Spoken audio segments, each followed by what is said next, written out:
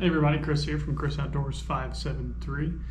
Thanks for clicking on the video. This is officially my second that I'll be making for the YouTube channel, and today I'm going to be showing you how to set up your rod and reel for catching catfish. I'm also going to take you through how I set up my tackle box as well for catfish, and so let's get right to it.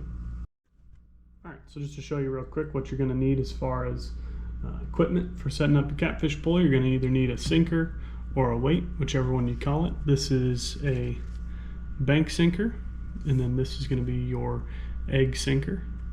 You're also going to need a barrel swivel. This is just a little one that you can get from Eagle Claw. It's probably in between $1 and $2 for a pack.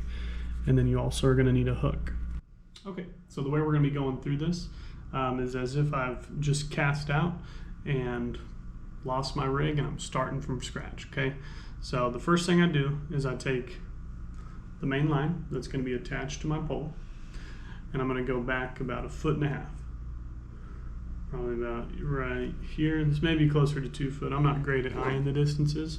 You can always do a little more, tie your knots so the leader is as long as you want and cut it. But yeah, I get this part cut off here. You can see I've got that cut off because it's going to be my leader line. And what you can do also, you can bring line that's going to be a little lighter than your baseline. I don't do that really. I just generally cut off what I've got from my main line just because it's easier for me. I don't really want to carry that extra line. But if you've got a bag, you can do that. And what they say is you generally want a lighter line than your main line for that. Because if that lighter line breaks, you only lose your hook and you're not going to lose your weight and your swivel. But I don't really care, so I just clip it right off the line. So the next thing you're going to do is you're going to take your main line and you're going to put your weight on it. And I didn't say this before, generally speaking, you're either going to have a bank sinker or an egg sinker for catfish. The bank sinker I like better for ponds, and the egg sinker I like better for rivers. I just think this one doesn't get caught as much when the water's moving, and this one does a good job of staying in place in a pond. So I'm going to be putting on the egg sinker because I think the next time I fish will be on a river. Okay, so I've got my sinker here. This is the main line coming off of the pole. I'm just going to feed it through just like that. Okay, and we're on. So the next step is going to be to attach the barrel swivel. Okay, so that's this little piece here. Let's see if I can get that to focus, but we're going to be attaching the barrel swivel to the main line. The way you can do this, you can tie a swivel knot if you want. I used to tie swivel knots. I'll be honest, I think it's kind of a big waste of time. Didn't do anything better for me, and it was a lot of extra steps. So the way I do it is the same way I'm going to tie on the knot for my hooks. Okay, so I'm going to do a Palomar knot, and then I basically just run 3 knots, 3 loops around the main line, and cinch it down. Okay, so I'll show you now. So to do that Palomar knot, you're going to take your line, just like this. You're going to bend it over.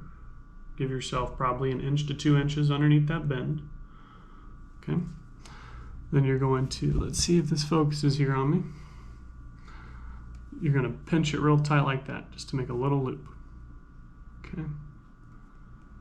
You're going to feed it through that first eye of the barrel swivel. So just kind of pokes through like that. Then you pull it. Well, I don't think I gave myself enough space, so I'm going to make a little more space. Maybe 2 or 3 inches on the loop. Okay. So you pull it through, just like that. So you have a loose end on this side, and you've got your loop over here. You're going to take it, cross it over. Well, here we go. Cross it over and go through the hole in the backside, just like a granny knot, but with 2 in the loop. Okay, so now we've got it right here. We've got that granny knot going through. I think it's focused there. You got the granny knot through, and you got the loop on this side.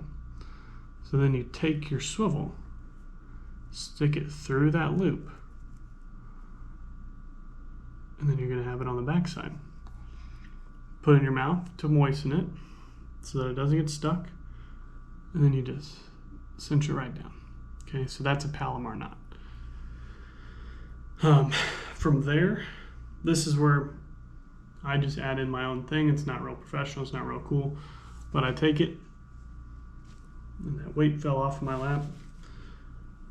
I take it, I wrap it around the main line. So I've got it here. I go 1, 2, 3 over, just to kind of pull it through there.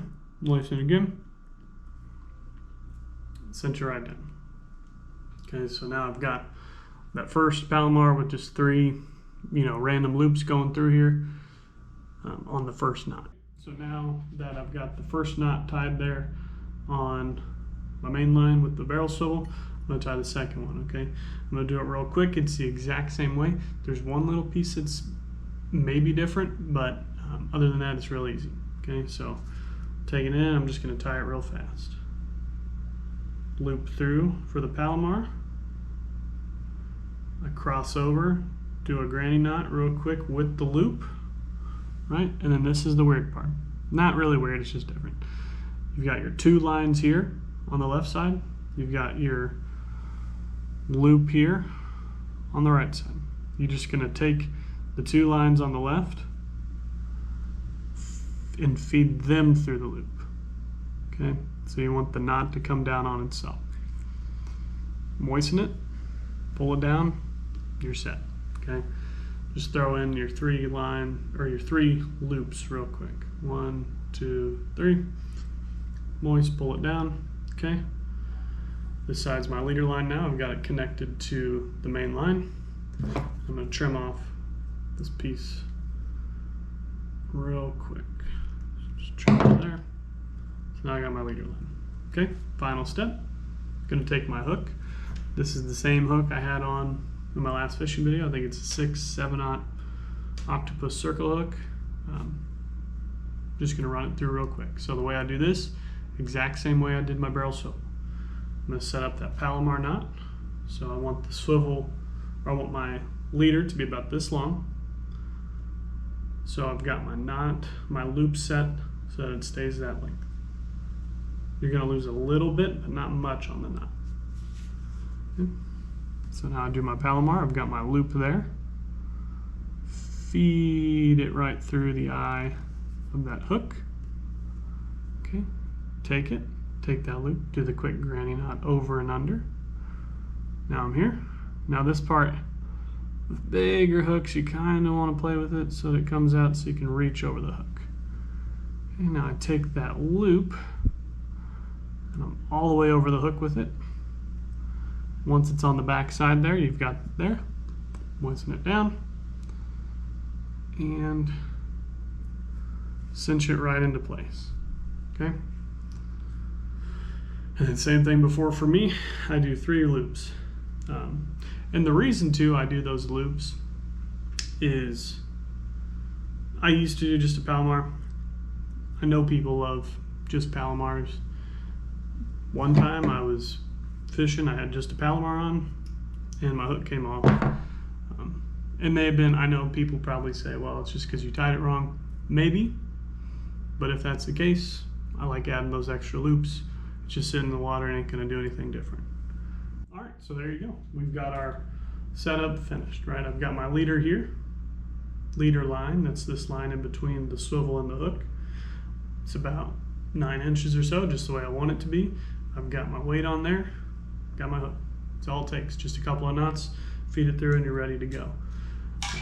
I didn't mention this before, but for line weight, it kind of depends on what you're doing. If you're doing something huge, you can go heavier. This is probably only 12 to 20 and I've never had it break on a fish. The only thing that might break is if you've got your knots tied a little funky, but if you keep them fresh, then you redo them every so often. If you're not breaking them off, you redo those knots every so often, you're gonna be fine. I catch probably 3 to 5 pound catfish on a regular basis. I don't go much bigger than that, and this works just fine for me. Now that we've got our pole setup shown there, I'm going to show you real quick what I do for my tackle setup. Okay, so this is my tackle box. It's just a little Plano tackle box. It's going to carry all of your tackle. On this side, you flip it open. I've got my little jig heads there for catching bait fish. I've also got some number 6 eagle claw. It's caught me. Got some number 6 eagle claw hooks there. Got 2 little bobbers I can use if I need to, as well as some of my bigger hooks. Right, so this is that kind of 5-6 octopus circle hook. I've got some 3-aught circle hooks down in here, as well as, well, this is a little messier. I probably need to reorganize, but as well as my bigger ones here. So these are my live bait hooks. See if I can get a video going with using some of those here soon. But that's what this side is just my hook side. And then whenever you flip it over, I've got my weights. So I've got the 1-ounce bank sinker there. I've got a 1-ounce egg sinker here, 1/2 to 3/4 if I want to use something smaller. I've also got a couple bigger weights I need to put in here, but this is pretty much all I need. Right, and I've got also my barrel swivels here, a couple of small weights that I can use for catching those bait fish, as well as some beads here too. I can show you where beads would go on your line. I've never really needed them, but yeah, that's pretty much all I need for my tackle box. So that one, real small. Always keep a pair of pliers, and that's it. Alright, so that's the video. Showed you how I set up poles for catfishing myself, as well as my tackle box. Once again, thanks for watching if you made it this far. If not, no big deal. Yeah, like if you want, subscribe if you want. If not, I appreciate it. Peace.